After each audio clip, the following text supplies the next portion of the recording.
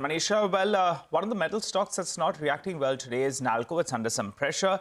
Kotak came out of the note. They've downgraded the stock to sell from reduced. So they've kept their fair value price unchanged at around 70 rupees. They see risk reward not favorable.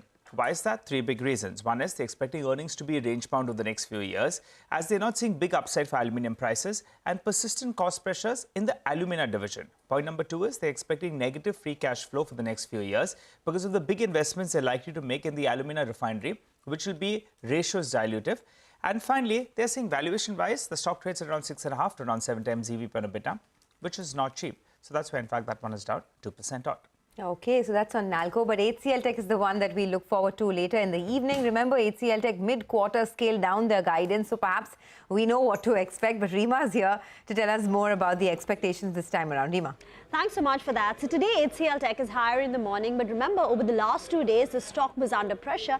And as you rightly pointed out, the company had given an updated guidance just in the month of December, on 9th of December. So in a way, the cat is out of the bag. So the question is, can HCL Tech really surprise? So on 9th of December, that's exactly a month back, HCL Tech in its US Analyst Day had said that revenue growth for the full year is going to be at the lower end of their guided band of 13.5% to 14.5%. And this was on the back of higher than expected furloughs in BFSI, telecom and high tech.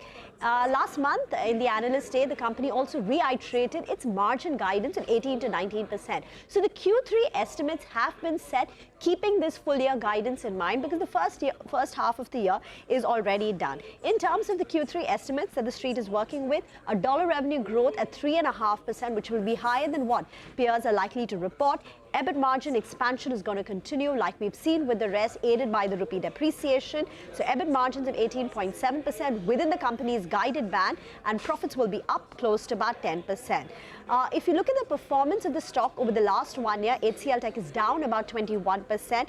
Its valuations are cheaper than that of TCS and Infosys, but at 18.5 times, it's trading at a valuation multiple which is similar to that of Wipro. Back to you.